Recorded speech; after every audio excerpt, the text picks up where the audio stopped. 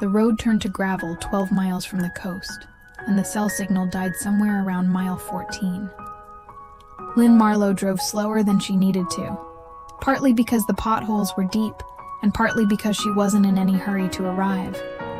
A cabin in the woods wasn't a cure. She knew that. Her doctor knew that. But it was something. And something was more than she'd had in 3 years. The cabin appeared between the trees like a secret.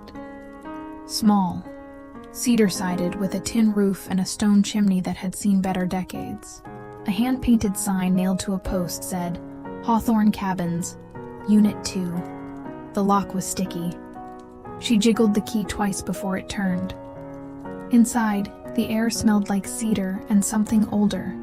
Dust, maybe, or the memory of wood smoke. There was a couch with a knit throw draped over the arm, a wood stove in the corner, a kitchenette with a kettle that looked older than she was. The bedroom had a queen bed with a down comforter and a window that looked out at a wall of Douglas firs. It was perfect. It was also, she realized, entirely too quiet. Lynn was an audiobook narrator. She spent her days in a sound booth in Portland, breathing life into other people's sentences. Romances, mysteries, the occasional self-help book about mindfulness that she'd narrated 3 times, and still hadn't managed to apply to her own life. She was used to noise, traffic, her neighbor's television, the hum of the city. Here, the loudest sound was her own breathing. She unpacked slowly.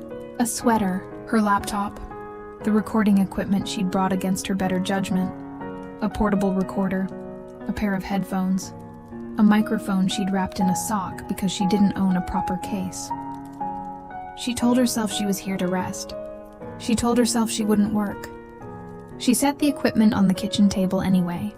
By 9 o'clock, she was in bed. The comforter was heavy and warm. The window was open a crack, and cold air came in carrying the smell of pine and damp earth. She closed her eyes. At 9:15, she opened them again. At 9:30, she rearranged the pillow. At 10, she got up and made tea. At 11, she lay back down and stared at the ceiling and thought about all the things she usually thought about when she couldn't sleep. Deadlines. Her ex-boyfriend. The way her mother's voice sounded on the phone last Christmas. Like she was worried Lynn would never be okay. And then she heard it. A low, steady crackle. Not from her cabin. From the other side of the wall, the shared wall between Unit 2 and Unit 1, the cabin she'd assumed was empty. Someone had built a fire. The wood popped and settled, a rhythm so regular it was almost a heartbeat. Lynn listened. She didn't move. The fire crackled on, warm and alive through the cedar wall, and somewhere in the back of her mind, a part of her that had been tight for 3 years loosened, just slightly, like a fist opening one finger at a time. She didn't fall asleep. But she stopped trying.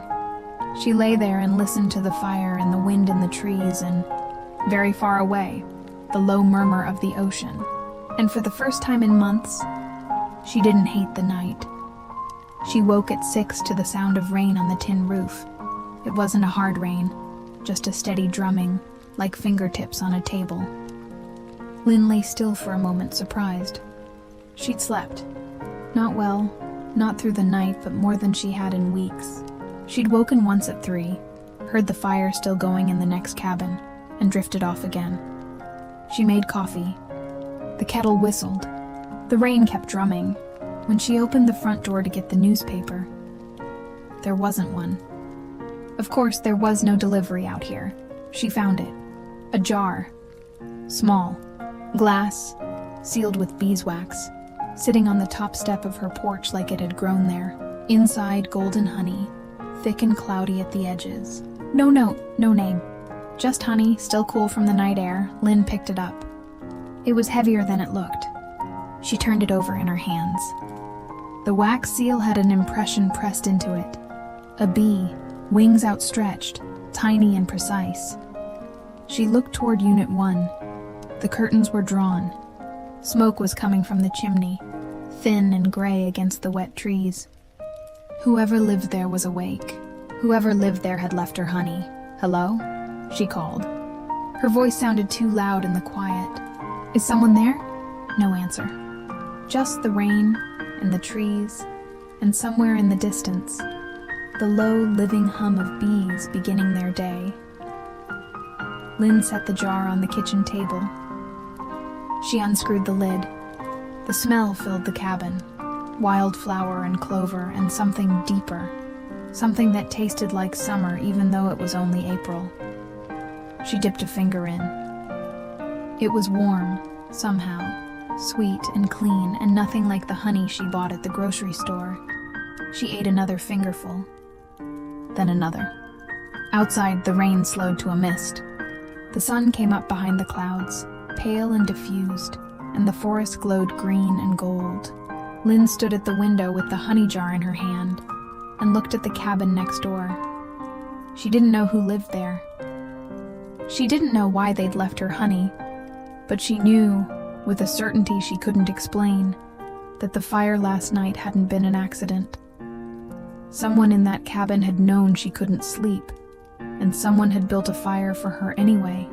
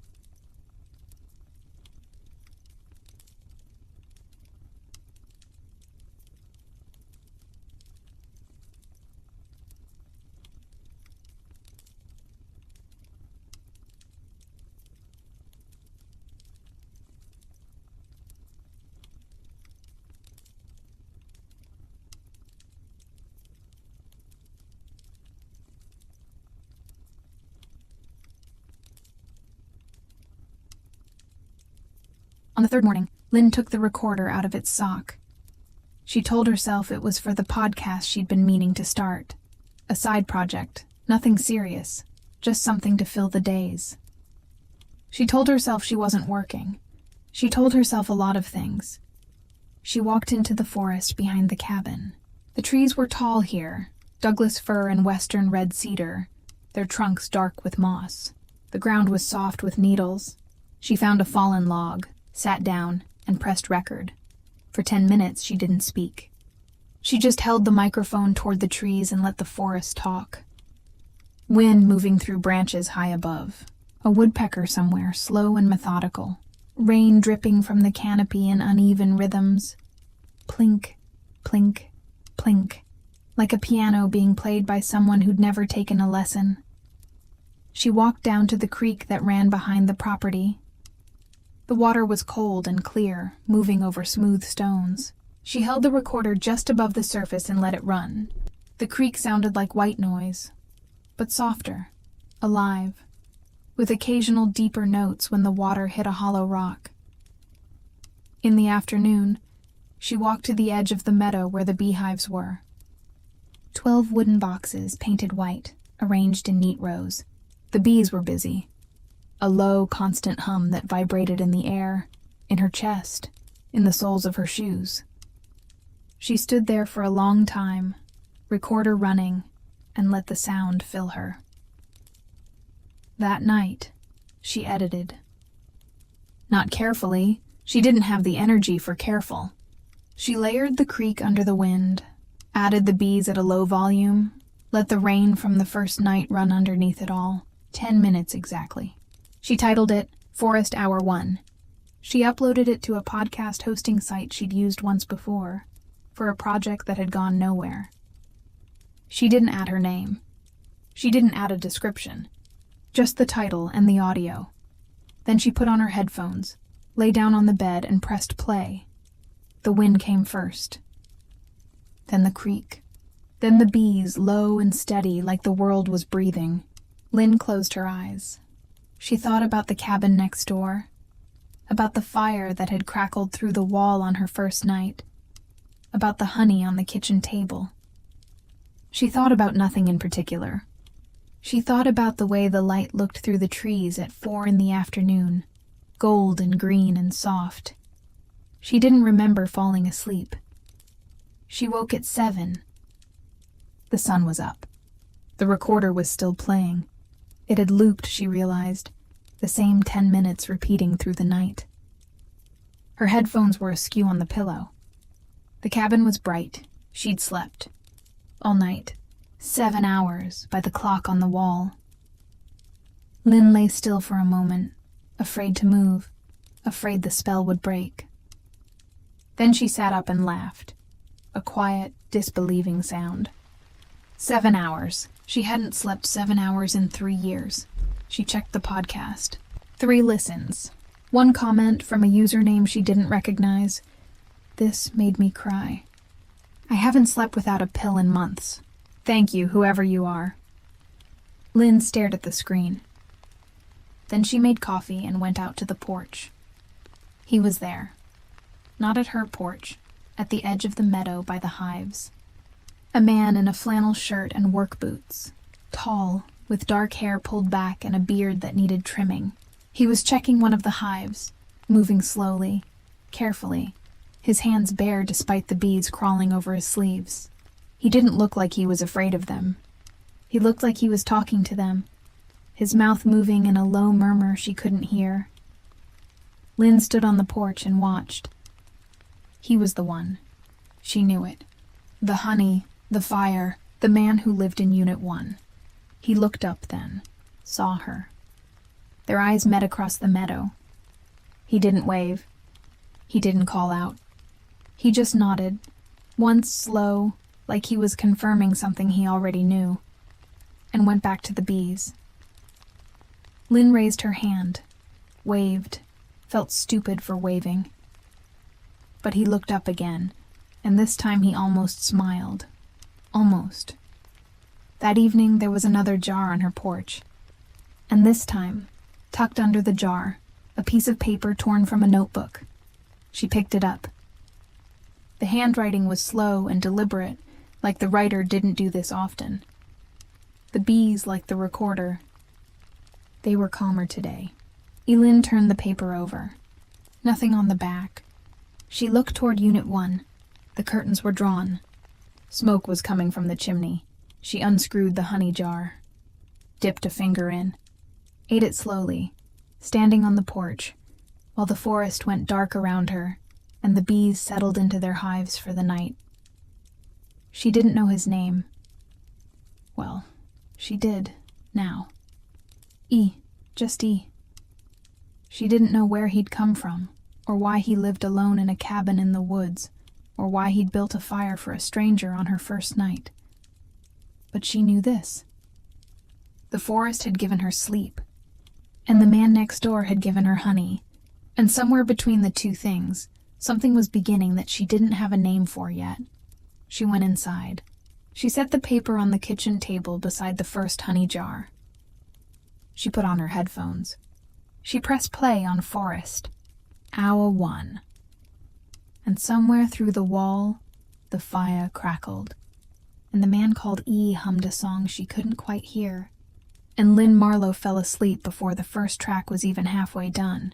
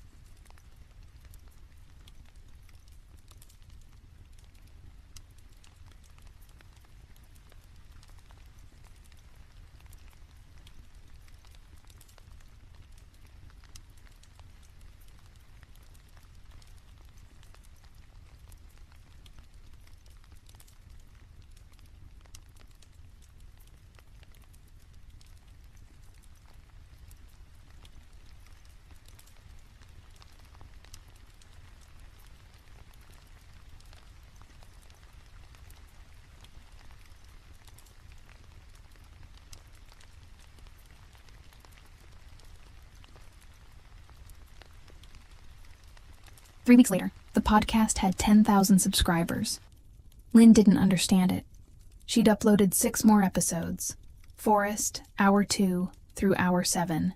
Each one 10 minutes of layered sound. No narration, no music, just the forest being itself. People listened. People wrote to her. People said things she couldn't quite believe. I played this for my mother in hospice. She held my hand and fell asleep for the first time in weeks. My son has autism. This is the only thing that calms him at night. I don't know who you are, but you've given me back my sleep. She hadn't told anyone she was the one making them. Not her agent. Not her mother. Not the man next door, who left honey on her porch every Tuesday and Friday and never said more than 3 words when they passed each other on the path, Eli. She'd learned his name from the mailbox, Eli Hawthorne, printed in the same slow, deliberate handwriting as the note. He was 35, she'd guessed, though it was hard to tell with the beard. He'd been keeping bees for 11 years. He'd inherited the cabins from his grandfather. He didn't own a television. He hummed when he thought no one was listening. She'd learned all of this without him ever saying more than morning or the hives are doing well or once when she'd tripped over a root on the path. Careful. But her month was up. The lease ended on Sunday. She'd packed half her things. The recording equipment was in its case. The sweaters were folded. She stood in the cabin and looked around and realized, with a kind of quiet terror, that she didn't want to leave. That evening, there was a knock on her door. Not the usual arrangement. Honey on the porch? No knock. An actual knock. 3 slow, careful raps, like the knocker was afraid of breaking something. Lynn opened it. Eli was standing there in his flannel and work boots, holding something small and wrapped in cloth. He didn't come inside. He just held it out. "For you," he said. She took it. The cloth was soft, worn at the edges. Inside was a piece of honeycomb. Fragile, golden, sealed with wax. The hexagonal cells perfect and precise. It was beautiful. It looked like something you'd find in a museum, not in a man's pocket. "Put it under your pillow," he said. His voice was the same rough, low sound she'd heard through the wall, the one that hummed when he talked to the bees.